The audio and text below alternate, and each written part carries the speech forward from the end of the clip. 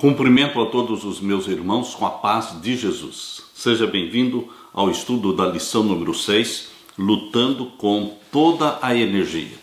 Antes de começar, vamos orar. Pai querido que estás nos céus, aqui estamos na tua presença, adorando-te, louvando-te, buscando da tua mão a bênção que necessitamos. Derrama sobre mim e os meus irmãos o Espírito Santo.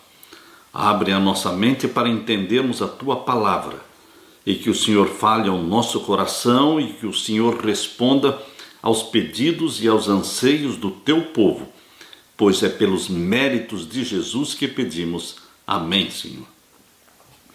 Lutando com toda a energia.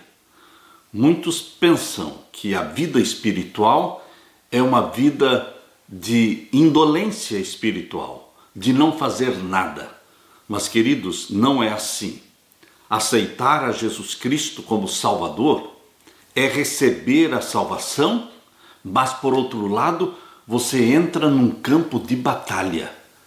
É uma batalha entre o bem e o mal, entre Jesus e Satanás.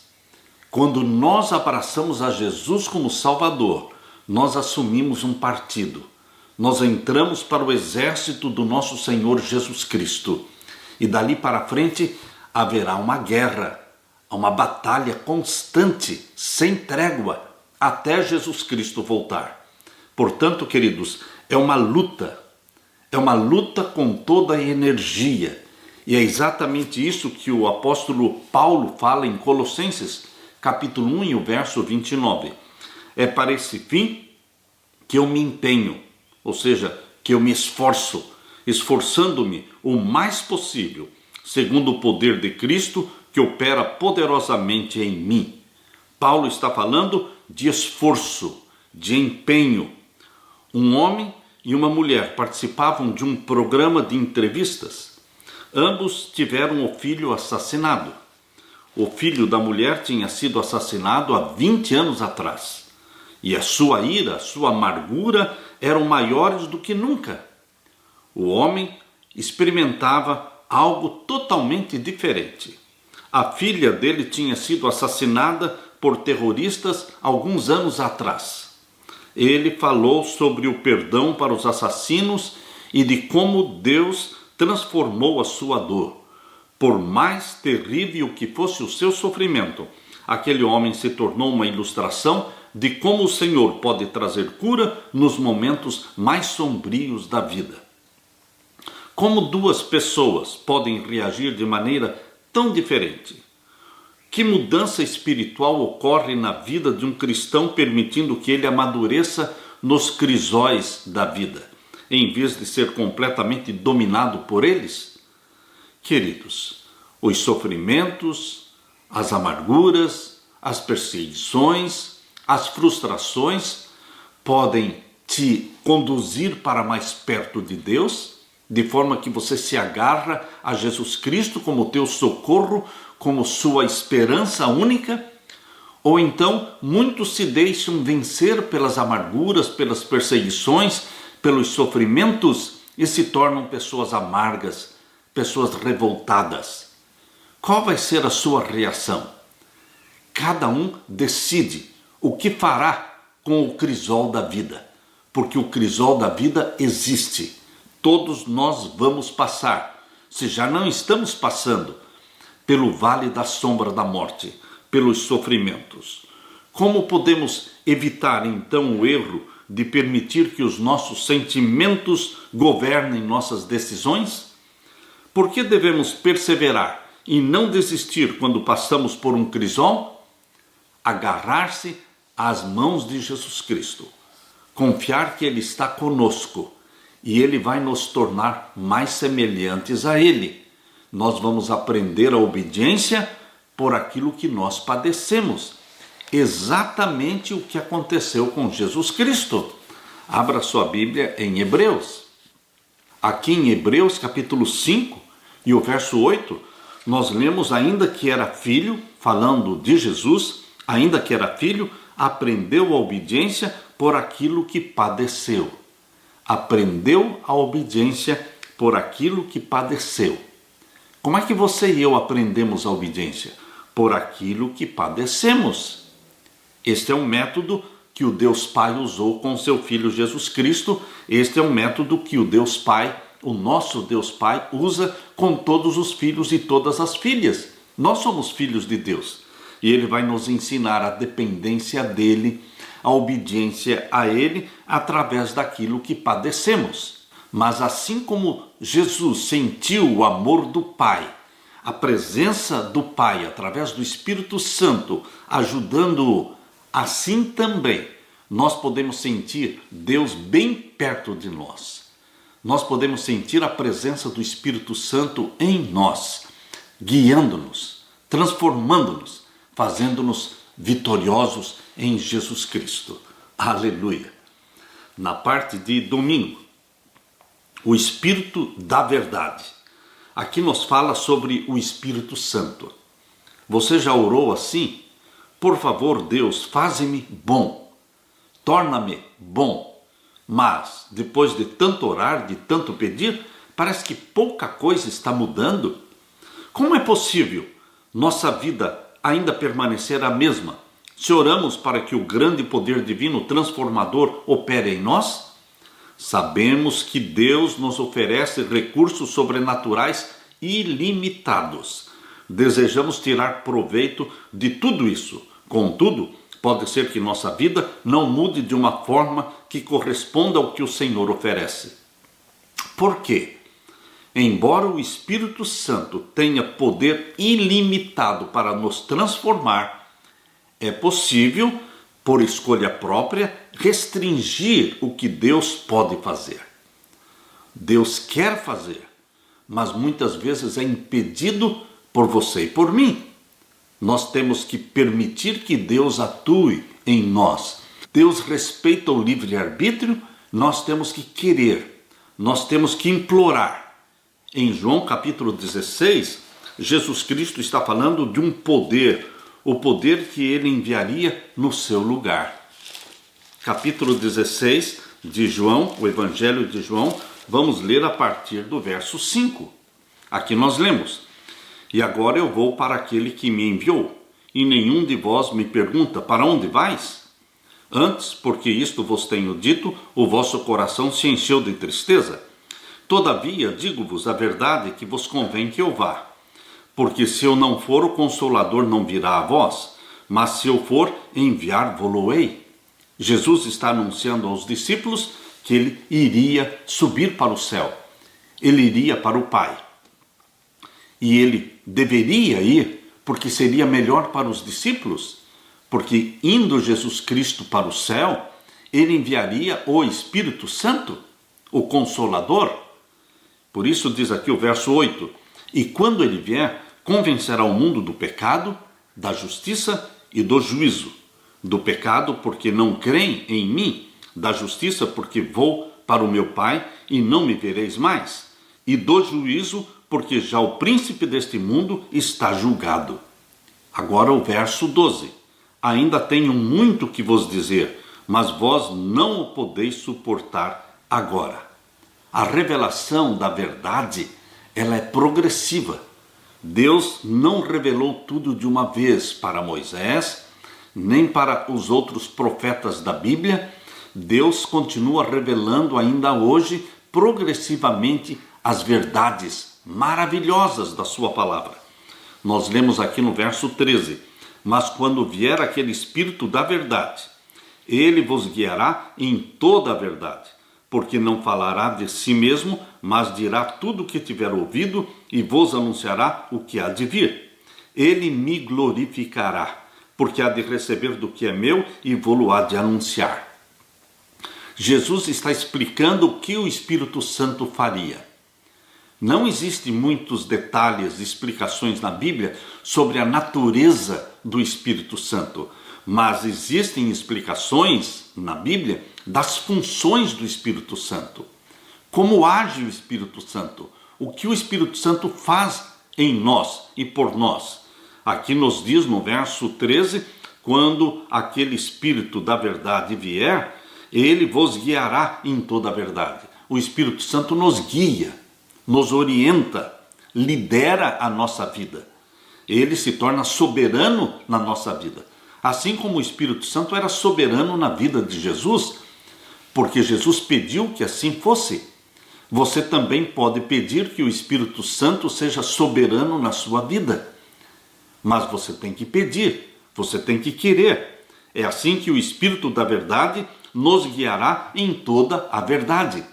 Não numa parte da verdade, não numa porção da verdade, mas em toda a verdade. Por quê? Porque o Espírito Santo não falará de si mesmo. O Espírito Santo não fala de si mesmo. O assunto, a matéria, o conteúdo que o Espírito Santo transmite para você e para mim é sobre Jesus. Tudo que o Espírito Santo fala está concentrado em Jesus. Ele comunica a vida de Jesus, ele comunica a mente de Jesus, ele implanta em você o caráter de Jesus. Ele nos faz lembrar os ensinamentos de Jesus.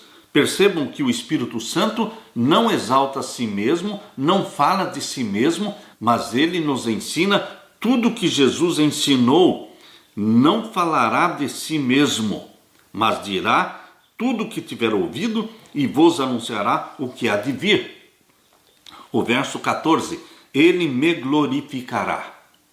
O Espírito Santo glorifica a Jesus. Assim como Jesus glorificava o Pai, edificava o Pai, assim também o Espírito Santo edifica Jesus e glorifica Jesus. Ele me glorificará, porque há de receber do que é meu e vou-lo há de anunciar.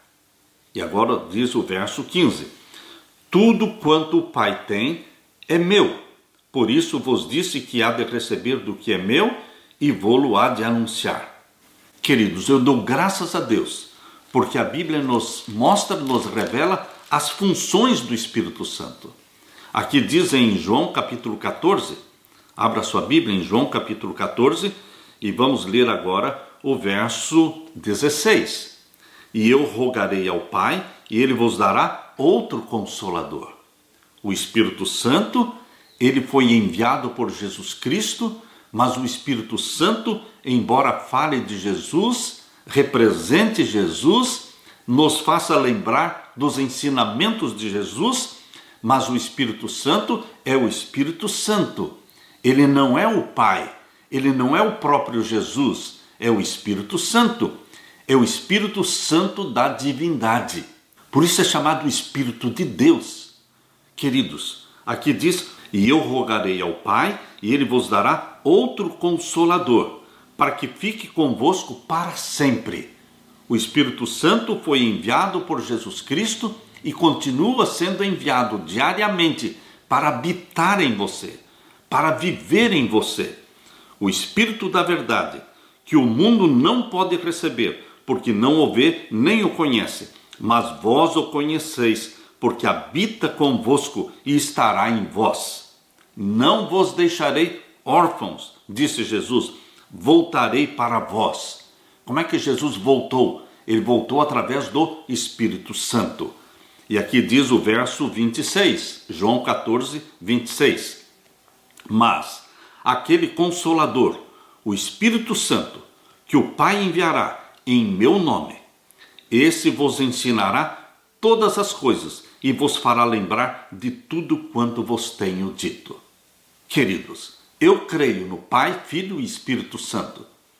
E se você me perguntar, por que você crê no Pai, Filho e Espírito Santo? Porque eu creio na Bíblia. A Bíblia fala do Pai, do Filho e do Espírito Santo. Aqui diz claramente o verso 26, mas aquele Consolador, o Espírito Santo. Como é que eu posso dizer que não existe o Espírito Santo? Existe. Eu não sei explicar o Espírito Santo. Você também não sabe. Nós não deveremos gastar tempo discutindo sobre a natureza do Espírito Santo, mas o Espírito Santo existe e ele é chamado de o Consolador. E ele foi enviado pelo Pai. Você está vendo aqui no verso 26, João 14, 26, aqui está o Pai. Porque que o Pai enviará em meu nome. É Jesus que está falando. Jesus está falando que o Pai enviará no nome dele, nome de Jesus. Enviará o quê? O Espírito Santo, o Consolador. Esse vos ensinará todas as coisas, o Espírito Santo fala, o Espírito Santo ensina, o Espírito Santo repreende e o Espírito Santo pode ser também entristecido. Queridos, não entristeçamos o Espírito Santo. Creiamos no Pai, no Filho e no Espírito Santo sem tentar explicar, porque a divindade é um mistério. A divindade é um mistério. Primeiramente, o Espírito Santo nos gera. Nós, filhos e filhas de Deus, fomos gerados pelo Espírito Santo. Jesus foi gerado pelo Espírito Santo no ventre da Virgem Maria. Mas você e eu somos gerados pelo Espírito Santo no momento em que nos convertemos e somos batizados nas águas. Por isso a Bíblia diz, aquele que nascer da água e do Espírito. Quando você é batizado, você está nascendo da água e do Espírito. O Espírito Santo está gerando em você a natureza santa de Jesus, fazendo de você um filho, uma filha de Deus. Primeiramente, então, nós somos gerados pelo Espírito Santo. E dali para frente o Espírito Santo nos guia, lidera a nossa vida. O Espírito Santo é quem nos dá o poder para a obediência aos mandamentos de Deus. Jesus Cristo nos salva pelo seu sangue, ele nos perdoa. Mas, queridos, quem vai nos fazer obedientes aos mandamentos de Deus? É o poder do Espírito Santo que em nós habita. É o Espírito Santo que escreve os mandamentos de Deus na nossa mente. É o Espírito Santo que nos convence quando estamos fazendo coisas erradas. É o Espírito Santo que nos dá o arrependimento. É o Espírito Santo que sugere que confessemos os nossos pecados. Mas ele sempre está respeitando o livre-arbítrio. Você tem que querer pedir perdão. Você precisa querer se tornar mais semelhante a Jesus. Quando você pede, quando você busca, o Espírito Santo cumpre. O Espírito Santo responde aos anseios do seu coração. Aqueles que são guiados pelo Espírito Santo. A Bíblia diz em Romanos capítulo 8, abra sua Bíblia. Em Romanos capítulo 8, aqui menciona que aqueles que são guiados pelo Espírito Santo, esses sim são filhos de Deus. Eles se tornaram filhos de Deus quando nasceram da água e do Espírito. Mas agora eles querem que o Espírito Santo guie e oriente a vida deles. E aqui diz em Romanos 8, verso 14. Porque todos os que são guiados pelo Espírito de Deus, esses são filhos de Deus. Você é filho de Deus? Você quer ser guiado? Você se deixa guiar? Você deseja a guia, a liderança, a orientação do Espírito Santo na sua vida? Porque todos os que são guiados pelo Espírito de Deus, esses são filhos de Deus. Que o Espírito Santo dirija, abençoe a sua vida, meu querido irmão. Que o Consolador, enviado por Jesus Cristo, esteja presente na sua vida. E que o Espírito Santo dê para você a mente de Jesus, o caráter de Jesus, o temperamento de Jesus, a compreensão da Bíblia que Jesus somente tem. E, queridos, que o Espírito Santo escreva os mandamentos de Deus na sua mente, na minha mente. Aleluia! Na parte de segunda-feira, a combinação divino-humana. Qual foi sua maior conquista? O que quer que tenha sido, isso não aconteceu simplesmente porque você rolou para fora da cama pela manhã. Se quisermos alcançar algo que vale a pena, isso leva tempo e esforço. O discipulado cristão não é diferente. No discipulado cristão existe uma união do divino e humano. Queridos, assim como Jesus Cristo é Deus e é também homem, 100% Deus, 100% homem, em Jesus Cristo existe uma união da divindade e da humanidade. Assim também você, filho de Deus. Você continua sendo um ser humano, você gerado pelo Espírito Santo, você continua sendo um ser humano. Só que o Espírito Santo gera em você algo divino. A natureza santa de Jesus é gerada em você. Agora vamos abrir a Bíblia em Colossenses. Colossenses capítulo 1 e o verso 28 e 29. Colossenses, capítulo 1, e os versos 28 e 29. Aqui nós lemos: a quem anunciamos, admoestando a todo homem e ensinando a todo homem em toda a sabedoria, para que apresentemos todo o homem perfeito em Jesus Cristo. E para isto também trabalho, combatendo segundo a sua eficácia, que obra em mim poderosamente. Aqui Paulo está falando no verso 29 que ele trabalha com todo empenho, que ele combate segundo a sua eficácia, que obra em mim poderosamente. Existe um poder divino operando em você, pecador, em mim, pecador. Existe um poder divino trabalhando em nós para nos aperfeiçoar, para nos transformar. Em Colossenses 1:29 há uma revelação muito interessante da maneira pela qual Paulo compreendia o seu relacionamento com Deus nessa obra. Ele disse que se empenhava segundo o poder divino. Existe um esforço no andar no caminho estreito. Queridos, não tem como andar no caminho estreito sem nenhum esforço. Existe um esforço, você decide andar no caminho estreito. E você sabe que esse caminho estreito, ele é ascendente, porque ele está levando você para o céu. A palavra empenhar-se significa trabalhar até a exaustão. Era usada principalmente para os atletas em treinamento. O verbo se esforçar, que vem em seguida, pode significar em alguns idiomas agonizar. Então temos a imagem de um atleta que luta de todas as formas para vencer. O atleta luta para vencer. O cristão luta também para vencer. Queridos, Paulo acrescentou algo novo a esta ideia, pois ele se esforçava não com tudo que tinha, mas com tudo que Deus lhe dava. Sendo assim, podemos tirar uma conclusão simples sobre o ministério de Paulo. Foi um ministério realizado com grande esforço pessoal e disciplina, mas desempenhado com o poder de Deus. Essa relação funciona exatamente da mesma forma à medida que buscamos desenvolver o caráter de Cristo em nós. É importante se lembrar disso, neste mundo em que muitos querem obter cada vez mais, mediante cada vez menos esforço. Essa ideia também adentrou o cristianismo. Alguns evangelistas cristãos prometem que se você apenas crer, o Espírito Santo virá sobre você com um poder sobrenatural e incrível e fará grandes milagres. Você não precisa fazer nada, dizem eles, você somente crê. Mas isso é uma perigosa meia-verdade, pois pode nos levar a concluir que basta apenas esperar que o poder de Deus venha enquanto ficamos assentados confortavelmente. Não é assim. Existe uma luta. Queridos, quando você lê Romanos capítulo 7, você percebe a luta do apóstolo Paulo. Esta luta do apóstolo Paulo não é uma luta do Paulo não convertido, mas é uma luta do Paulo convertido. Queridos, antes da pessoa se converter, ele possui somente a natureza pecaminosa. Não existe muito conflito na vida de uma pessoa que só possui a natureza pecaminosa.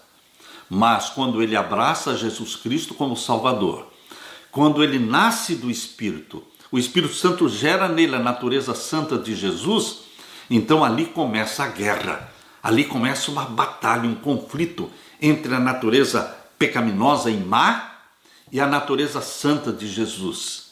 Por isso nós percebemos aqui em Romanos esta guerra, mencionada aqui pelo apóstolo Paulo. Abra sua Bíblia em Romanos capítulo 7, e o verso 12 em diante, diz assim: e assim a lei é santa e o mandamento santo, justo e bom. Nada de errado com a lei de Deus. Logo, tornou-se o bom em morte de modo nenhum, mas o pecado, para que se mostrasse pecado, operou em mim a morte pelo bem, a fim de que pelo mandamento o pecado se fizesse excessivamente maligno. Porque, verso 14, porque bem sabemos que a lei é espiritual, mas eu sou carnal, vendido sob o pecado. Mesmo aceitando a Jesus como Salvador, você continua ainda tendo uma natureza pecaminosa?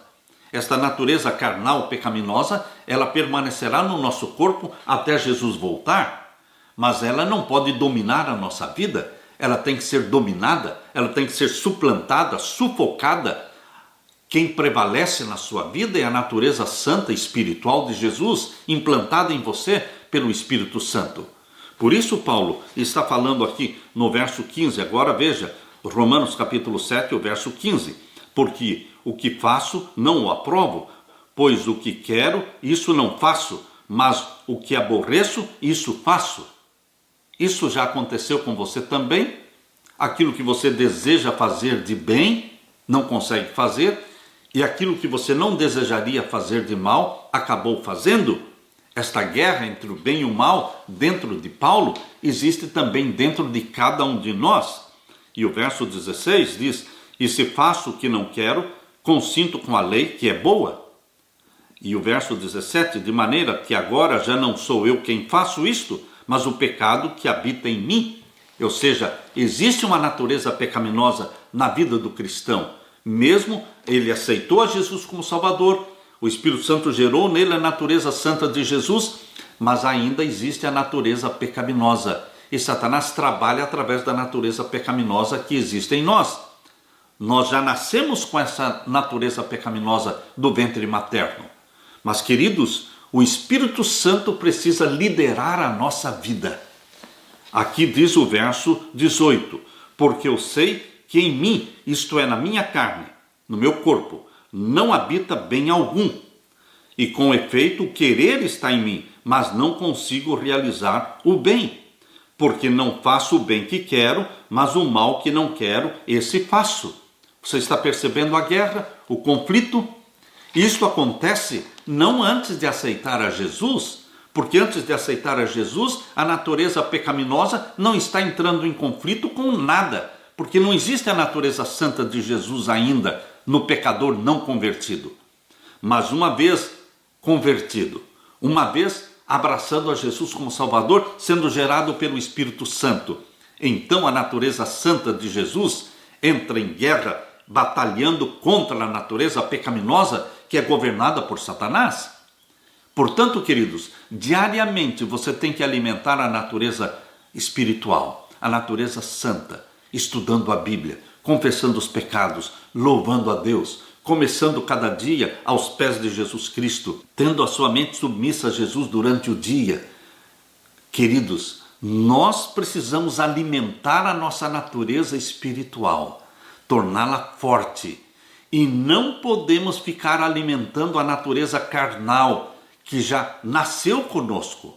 Como é que você alimenta a natureza carnal? Quando você deixa de orar, quando você deixa de estudar a Bíblia, você está alimentando a natureza carnal. Quando você sai de casa sem oração, sem comunhão, você está alimentando a natureza carnal. Quando você come e bebe aquilo que você gosta, você está alimentando a natureza carnal. O fumar, o beber, mas não é somente os vícios. Você pode estar alimentando a sua natureza carnal assistindo programas na televisão que não agradam a Deus, assistindo filmes que não agradam a Deus, queridos, ouvindo músicas que não agradam a Deus. Portanto, a natureza carnal é alimentada através de coisas que conflitam com a natureza santa de Jesus Cristo. Nós precisamos matar a míngua, matar de fome a natureza carnal pecaminosa que existe no nosso corpo. E deveremos alimentar a natureza santa espiritual pelo estudo, pela comunhão, pela oração, pelo jejum, pela confissão diária dos nossos pecados. Queridos, é assim que o Espírito Santo se torna líder na nossa vida. É assim que o Espírito Santo gera em você repulsa ao pecado. O pecado vai se tornando ofensivo para você.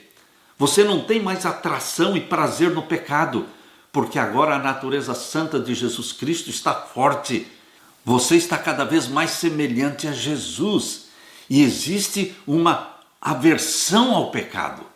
Não mais atração para com o pecado, mas aversão ao pecado. No plano da salvação, este ato de nos submetermos a Deus diariamente, de colocarmos nossa mente concentrada em Jesus Cristo, buscando através da comunhão, do estudo da Bíblia, diariamente, confessando os nossos pecados. Isto no plano da salvação é chamado de santificação. Você foi justificado quando abraçou a Jesus Cristo como Salvador, e agora você está sendo santificado através de uma comunhão diária.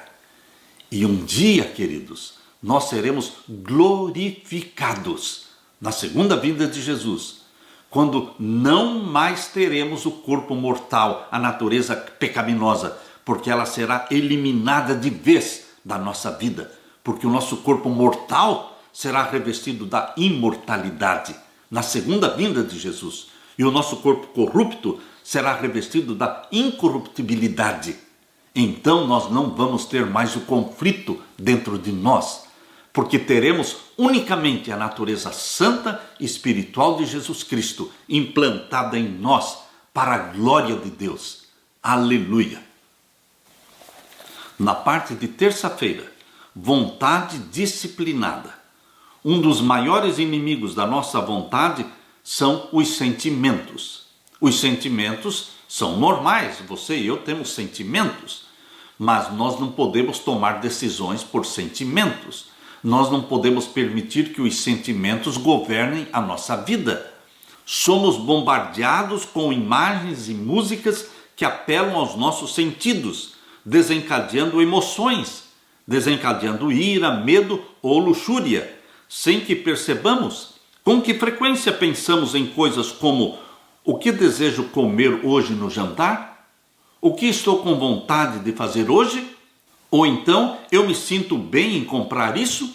Os sentimentos se tornaram intimamente envolvidos em nossas decisões. Você não pode comprar e vender por sentimentos. Você não pode comer e beber por sentimentos. Não é o que nós sentimos, é o que Deus quer. O que Deus quer é a palavra que saiu da boca de Deus que deve governar a nossa vida, não nossos sentimentos. Os sentimentos se tornaram intimamente envolvidos em nossas decisões. Eles não são necessariamente ruins, mas o que sinto a respeito de algo pode ter pouco a ver com o que é certo ou o melhor para nós.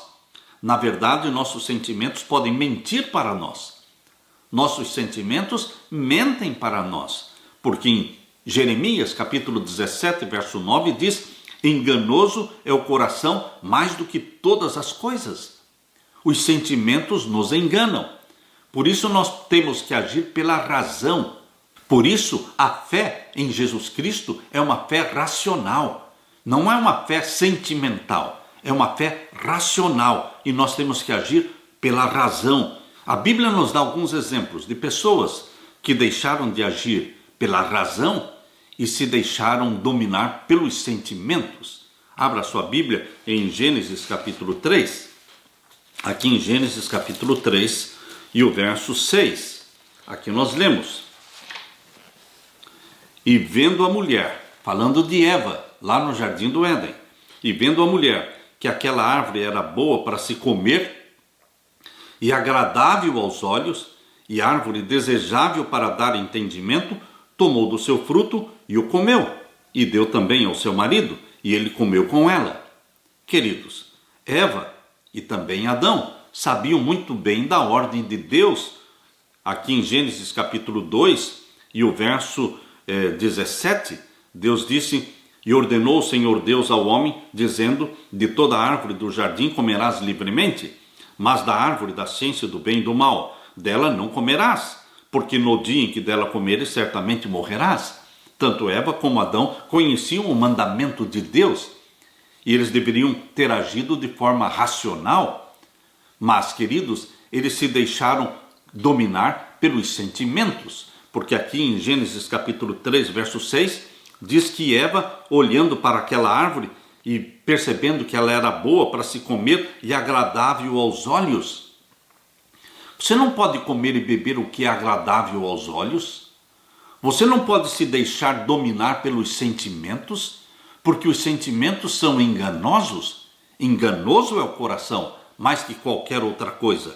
As nossas decisões precisam ser decisões racionais, em cima da palavra que saiu da boca de Deus. Deus falou, nós vamos obedecer. Mesmo não entendendo, nós obedecemos. Quem obedece sem entender, um dia vai entender. Não espere entender para depois obedecer. Nós temos um outro exemplo na palavra de Deus de alguém que se deixou dominar pelos sentimentos. É Davi, o rei Davi. Abra sua Bíblia no segundo livro de Samuel, capítulo 11. O segundo livro de Samuel, o capítulo 11, vamos ler então os versos 2 a 4. Aqui nós lemos: E aconteceu a hora da tarde, que Davi se levantou do seu leito e andava passeando no terraço da casa real. Ele não estava trabalhando. Ele escolheu não ir para a batalha, mandou o exército e ele ficou em casa sem fazer nada. Queridos, mente desocupada é oficina do diabo. Você, esposa, quando você for dormir à noite, leve o marido com você. Não deixe o seu marido na internet. Muitas esposas dizem: eu vou dormir e o meu marido fica na internet. Não faça essa loucura. Queridos, mente desocupada é oficina do diabo. Leve o seu marido com você. Orem juntos ao pé da cama. Deitem juntos, queridos, maridos e esposas, um protegendo o outro. Adão permitiu que Eva se afastasse dele, por isso ela caiu. Queridos, aqui diz que Davi estava passeando pelo jardim. Ele não estava trabalhando, ele não estava na guerra, ele estava sem fazer nada. E aconteceu a hora da tarde que Davi se levantou do seu leito e andava passeando no terraço da casa real. E viu do terraço uma mulher que estava se lavando, e era esta mulher muito formosa à vista. E enviou Davi e perguntou por aquela mulher, e disseram: porventura não é esta Batseba, filha de Eliã, mulher de Urias o Heteu? E enviou Davi mensageiros e a mandou trazer, e entrando ela a ele, se deitou com ela, e já ela se tinha purificado da sua imundícia, então voltou ela para a sua casa. E a mulher concebeu, e enviou e fê-lo saber a Davi, e disse: pejada estou, ou seja, ela engravidou. Ela engravidou desta relação sexual com Davi. Queridos, Davi se deixou dominar pelos sentimentos. Por mais fortes que sejam os apelos da carne, da natureza carnal, por mais fortes que sejam as atrações sexuais, da promiscuidade, da pornografia, você e eu, meu querido irmão, minha querida irmã, nós temos que nos deixar guiar pelo Espírito Santo. O Espírito Santo nos guia através da nossa razão, e a fé que desenvolvemos no nosso Senhor Jesus Cristo é uma fé racional, é uma fé baseada e fundamentada na palavra que saiu da boca de Deus. É o assim disse o Senhor. Não é o que queremos, não é o que gostamos, não é o que agrada aos nossos olhos, não são os nossos sentimentos, mas sim o que saiu da boca de Deus. Nós aprendemos a confiar e obedecer a palavra que saiu da boca de Deus. Queremos ler também com vocês Gálatas capítulo 2, verso 11. Gálatas capítulo 2 e o verso 11. 11 e 12. Gálatas capítulo 2, versos 11 e 12. E chegando Pedro a Antioquia, lhe resisti na cara. Paulo falando que resistiu Pedro lá em Antioquia, porque Pedro estava fazendo uma coisa errada. Por isso Paulo diz aqui, capítulo 2 de Gálatas, verso 11 e 12. E chegando Pedro a Antioquia, lhe resisti na cara, porque era repreensível. Porque antes que alguns tivessem chegado da parte de Tiago, comia com os gentios. Mas depois que chegaram, se foi retirando e se apartou deles, temendo os que eram da circuncisão. Pedro, neste incidente aqui, lá em Antioquia, Pedro foi repreensível, porque ele não agiu honestamente. Antes dos judaizantes chegarem, ele estava comendo com os gentios. Quando os judaizantes, que não queriam nem se aproximar dos gentios, quando eles chegaram, Pedro foi se retirando, porque ele não queria que o vissem comendo com os gentios. Queridos, Pedro não foi sincero. Ele se deixou dominar pelo medo, ele se deixou dominar pelos sentimentos, e por isso ele foi repreendido pelo apóstolo Paulo. Agora vamos ler a primeira carta de Pedro, capítulo 1. Primeira carta de Pedro, capítulo 1, vamos ver então o verso 13. Primeira carta de Pedro, capítulo 1 e o verso 13. Aqui nós lemos: portanto, cingindo os lombos do vosso entendimento, sede sóbrios e esperai inteiramente na graça que se vos ofereceu na revelação de Jesus Cristo. A outra versão que nós temos aqui, em 1 Pedro capítulo 1, verso 13, diz assim: portanto, estejam com a mente preparada, prontos para agir. Isto é o que quer dizer esse texto de 1 Pedro 1,13, portanto, cingindo os lombos do vosso entendimento. É preparando a nossa mente. Nossa mente precisa ser preparada para permanecer firme naquilo que saiu da boca de Deus, em cima da palavra de Deus. Portanto, estejam com a mente preparada, prontos para agir. Estejam alertas e ponham toda a esperança na graça que será dada a vocês quando Jesus Cristo for revelado. Queridos, Pedro entendia que a mente é o leme do corpo. Tire o controle da mente e seremos controlados por quaisquer sentimentos que soprarem em nosso caminho. Imagine caminhar por uma estrada estreita até a casa do pastor. Ao longo da estrada existem muitos caminhos que levam a diferentes direções. Alguns deles conduzem a lugares que não gostaríamos de visitar. Outros parecem tentadores e apelam para os nossos sentimentos, emoções e desejos.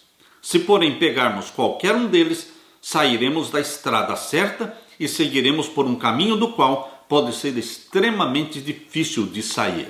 O que Pedro está dizendo aqui, na sua primeira carta, capítulo 1, verso 13, é que nós temos que preparar a nossa mente. Na nossa mente, nós servimos a Deus. Na nossa mente, nós exercemos o livre-arbítrio que Deus nos deu. Estejam com a mente preparada. Isto significa educar a nossa mente a pensar naquilo que nós queremos que ela pense. Você e eu temos que educar a nossa mente a gostar daquilo que Deus gosta, a comer e a beber o que Deus gosta. A nossa mente precisa ser educada. Nós não podemos viver por sentimentos, não podemos comer, beber ou vestir por sentimentos. O que eu gosto é sentimento. O que importa não é o que eu gosto, mas o que Jesus Cristo pede de mim. Prepare a sua mente, eduque a sua mente, discipline a sua mente para que ela seja obediente, para que ela seja submissa, para que ela se concentre nas coisas de Deus, nas coisas de cima, nas coisas espirituais. A mente precisa ser educada. E esta é a função do Espírito Santo: educar a nossa mente, disciplinar a nossa mente, de tal forma que o pecado vai se tornando cada vez mais ofensivo para nós. O pecado vai gerando em nós uma repulsa. O que o Espírito Santo faz é nos comunicar a mente de Jesus. Para pensar, agir e sentir como Jesus, nós precisamos ter a mente de Jesus Cristo. E é isso que o apóstolo Paulo fala: tendo a mente de Cristo. Abra sua Bíblia na primeira carta do apóstolo Paulo aos Coríntios, capítulo 2.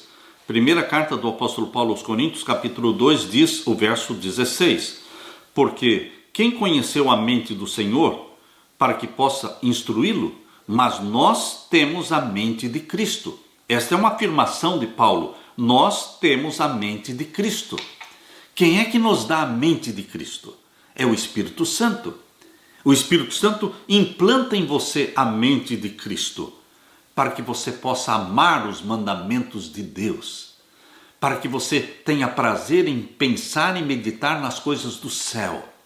Queridos, educar a mente, adestrar a mente, disciplinar a mente, é permitir que o Espírito Santo vá diariamente implantando em você e em mim a mente de Jesus Cristo. Aleluia! Na parte de quarta-feira, compromisso radical. O que é ser radical? Você é radical? Muitos criticam cristãos radicais. Eu pergunto, será que Jesus era radical? O que você entende por radicalismo? Uma pessoa radical. Abra sua Bíblia em Lucas capítulo 18. Abra sua Bíblia em Lucas capítulo 18 e vamos ver aqui os versos 22 e 23. Lucas capítulo 18 e os versos 22 e 23. Aqui nós lemos: E quando Jesus ouviu isto, disse-lhe: Ainda te falta uma coisa. Vende tudo quanto tens, reparte-o pelos pobres e terás um tesouro no céu. Vem e segue-me. Mas ouvindo ele isto, ficou muito triste, porque era muito rico. E vendo Jesus que ele ficara muito triste, disse: Quão dificilmente entrarão no reino de Deus os que têm riquezas. Queridos, quando Jesus pediu para aquele jovem rico: vá, venda tudo que você tem e distribua com os pobres, e então você venha e me siga. Quando Jesus Cristo pediu isso, Jesus Cristo foi radical? Foi um pedido muito radical? Jesus Cristo olhou para aquele jovem e percebeu que ele amava as riquezas mais do que qualquer outra coisa. O jovem rico pensava que amava a Deus acima de tudo, mas Jesus Cristo viu naquele jovem o que ele mesmo não estava vendo: um amor, profundo amor pelas riquezas. Por isso Jesus Cristo tocou na ferida dele, dizendo: vá, venda tudo o que tem e dê para os pobres. E ele saiu triste, porque realmente o que ele mais amava não era a Deus e nem ao próximo, era a sua riqueza. Queridos, Jesus Cristo às vezes nos pede coisas radicais. Abra também a Bíblia em João capítulo 6, o Evangelho de João capítulo 6, vamos ver o verso 60. João capítulo 6 e o verso 60. Muitos, pois, dos seus discípulos, ouvindo isto, disseram: duro é este discurso, quem o pode ouvir? Jesus Cristo falou algumas verdades duras, e os próprios discípulos disseram: duro é este discurso, quem o pode ouvir? E o verso 66. Desde então, muitos dos seus discípulos tornaram para trás e já não andavam com ele. Muitos discípulos deixaram de andar com Jesus Cristo, porque não suportaram as verdades pregadas e ensinadas por Jesus Cristo. Jesus Cristo tinha atitudes radicais. Queridos, nós lemos também em Lucas capítulo 9 e o verso 23. Abra sua Bíblia em Lucas capítulo 9 e o verso 23. Aqui nós lemos: E dizia a todos: se alguém quer vir após mim, negue-se a si mesmo, tome cada dia a sua cruz e siga-me. Um convite radical. Negue-se a si mesmo. Não se deixe dominar ou dirigir por sentimentos. Não são os teus sentimentos, não são os teus gostos, as tuas preferências, mas é aquilo que Jesus Cristo pediu, aquilo que Jesus Cristo falou. Negue-se a si mesmo. Diga não para os seus sentimentos. Diga não para as suas preferências. Negue-se a si mesmo. Tome cada dia a sua cruz e siga-me. Um convite radical. Queridos, radical significa se colocar ao lado do que é certo, em cima da palavra que saiu da boca de Deus. Custe o que custar, aconteça o que acontecer, você toma uma decisão em cima do que Deus pediu. Nós lemos também em Mateus capítulo 10. Mateus capítulo 10 e os versos 35 a 37. Mateus capítulo 10 e os versos 35 a 37. Porque eu vim pôr em dissensão o homem contra o seu pai, e a filha contra a sua mãe, e a nora contra a sua sogra. E assim os inimigos do homem serão os seus familiares. Verso 37. Quem ama o pai ou a mãe mais do que a mim, não é digno de mim. E quem ama o filho ou a filha mais do que a mim, não é digno de mim. E quem não toma a sua cruz e não segue após mim, não é digno de mim. Mais uma vez, Jesus Cristo profere palavras que expressam radicalismo. Jesus não aceita um coração dividido. Jesus Cristo deu tudo por você. Ele não deu a metade da vida para você. Ele deu toda a vida dele. Ele morreu na cruz pelos nossos pecados. Deus o Pai deu o melhor que ele tinha no céu, o Filho unigênito. E Deus não aceita nada mais, nada menos do que todo o nosso coração, todo o nosso ser. Ele quer implantar no seu coração o trono, para que ali se assente Jesus Cristo, o Senhor da sua vida. Por isso nós temos que crucificar o nosso eu. Nós temos que crucificar nossas vontades, nossas preferências e os nossos gostos e sentimentos. E permitir que Jesus Cristo seja soberano em nossa vida. Nosso pedido deve ser: que queres que eu faça, Senhor? Assente-se no trono do meu coração, governe a minha vida. Agora vamos ler Mateus capítulo 5 e o verso 29. Mateus capítulo 5 e o verso 29. Aqui nós lemos: portanto, se o teu olho direito escandalizar, arranca-o e atira-o para longe de ti, pois te é melhor que se perca um dos teus membros do que seja todo o teu corpo lançado no inferno. Queridos, quando Jesus falou sobre arrancar o olho para não se perder, ele estava falando sobre o pecado sexual. Aqui no capítulo 5 de Mateus, e o verso 27 e 28, ele falou: ouviste o que foi dito aos antigos, não cometerás adultério? Eu, porém, vos digo que qualquer que atentar numa mulher para cobiçar, já em seu coração cometeu adultério com ela. O que mais existe hoje, em nossos dias, é a pornografia virtual. A pornografia virtual é o adultério virtual.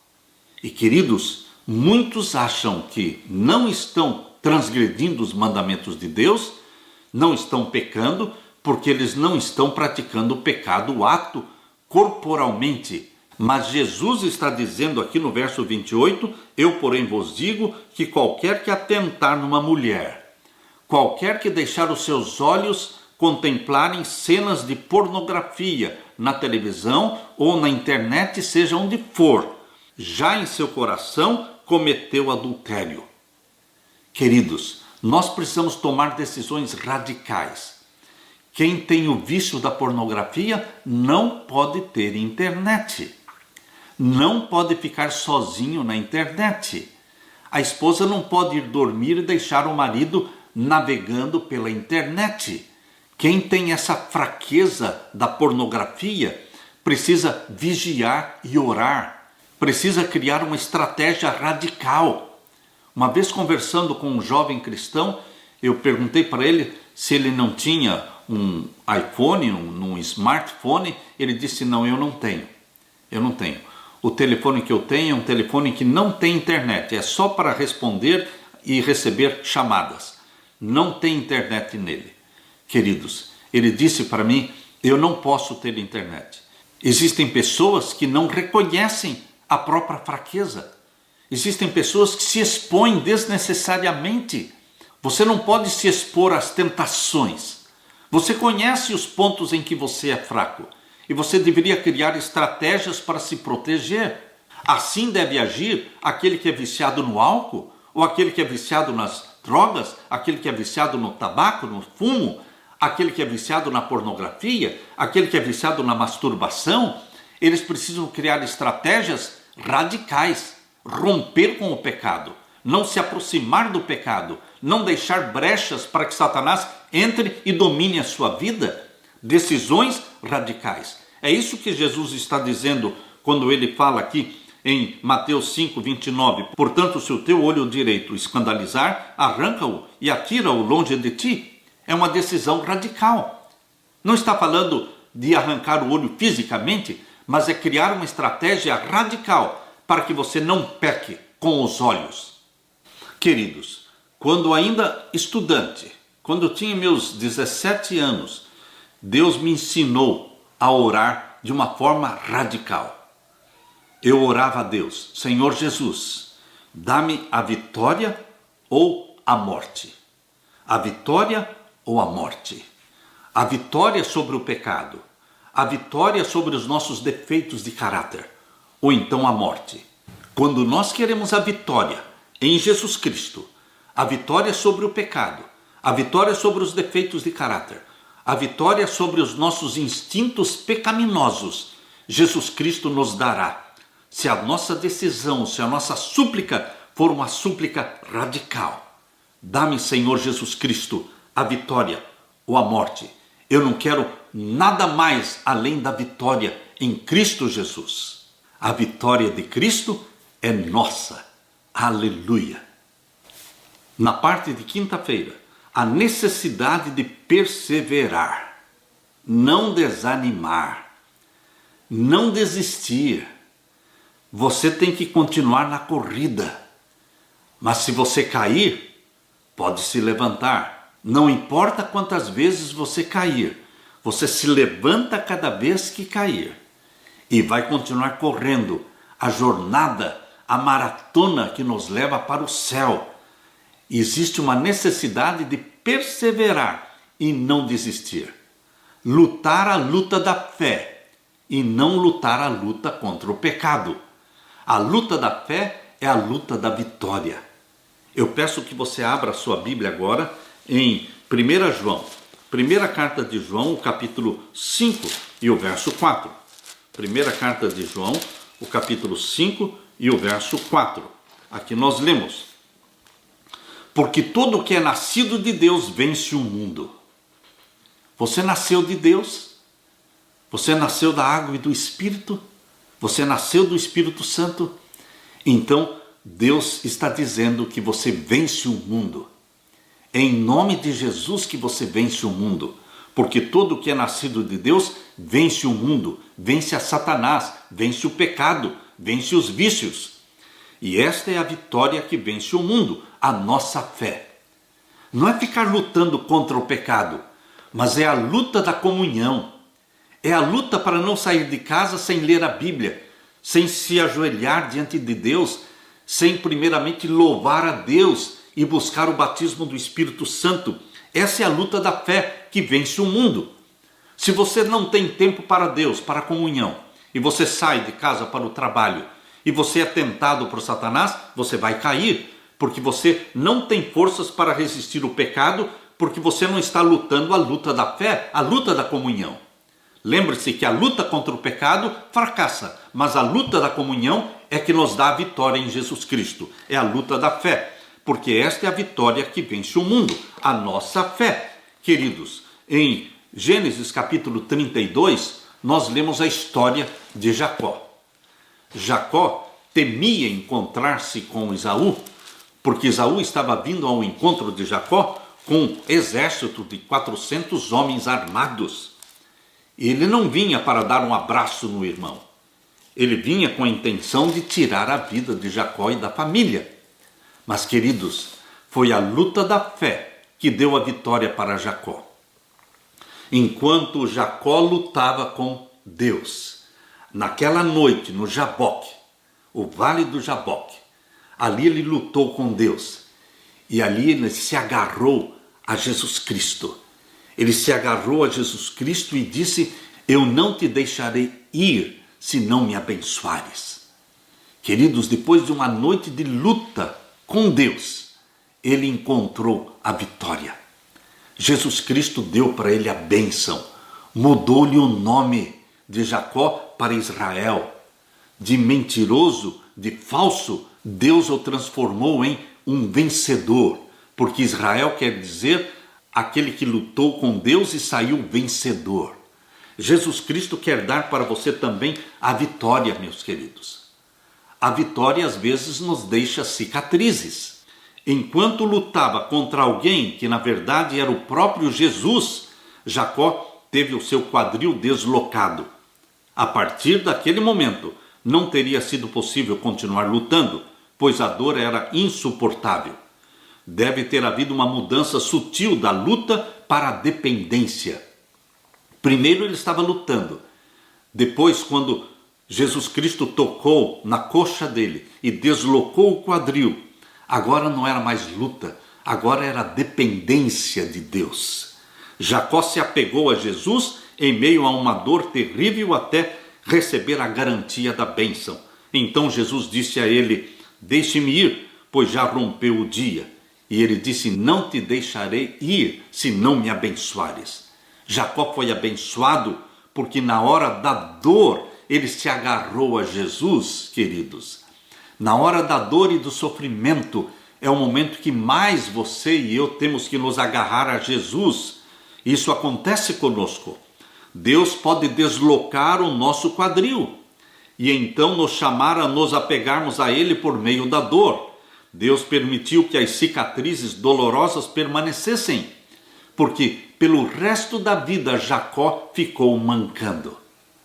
Quando ele saiu do vale do Jaboque, ele saiu mancando, e assim ele ficou o resto da sua vida. Mas aquele sinal de fraqueza, quando ele foi encontrar com o irmão Esaú, ele foi mancando, um sinal de fraqueza. Mas este sinal de fraqueza era realmente indicação da sua força, porque ele saiu vitorioso. Você e eu, meu querido irmão, estamos envolvidos numa batalha. Se os nossos olhos se abrissem, veríamos em nosso redor os anjos maus, procurando inventar alguma nova maneira de nos molestar e nos destruir. Mas também os nossos olhos veriam anjos de Deus nos guardando do poder de Satanás, pois os olhos vigilantes de Deus estão sempre sobre Israel para o seu bem, e ele protegerá e salvará o seu povo, se nele pusermos a nossa confiança. Vida Ensinos, página 170. Na verdade, queridos, a única batalha na qual deveremos nos envolver é a luta da fé. É a luta na qual Jacó se envolveu.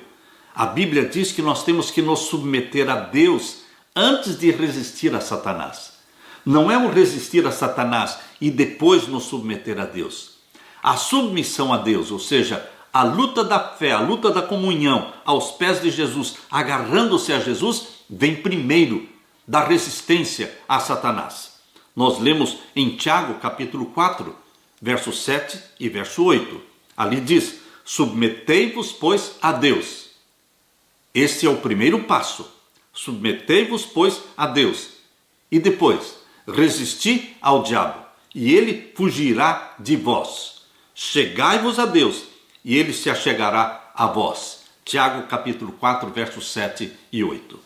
Nós não podemos de nós mesmos vencer os maus desejos. Nós não podemos de nós mesmos vencer os maus hábitos que lutam pela predominância. Não nos é possível dominar o poderoso inimigo que nos mantém em escravidão. Unicamente Deus nos pode dar a vitória. Maior Discurso de Cristo, página 142. Vamos lutar? Vamos lutar. Mas qual deve ser a nossa luta? A luta de Jacó, a luta da fé, a luta da comunhão, a luta do se agarrar a Jesus Cristo e falar: eu não te deixarei ir se não me abençoar. Esta é a vitória que vence o mundo, a nossa fé, a luta da fé. Que Jesus Cristo derrame sobre você a bênção, meu querido irmão. Que você se agarre a este perfeito e amável Jesus Cristo e implore: eu não te deixarei ir se não me abençoares. E Jesus Cristo mudará sua vida, seu caráter, e você sairá como um príncipe vencedor. Que Deus derrame o Espírito Santo sobre você e que Jesus Cristo dê para você a paz que só Ele pode dar. Amém.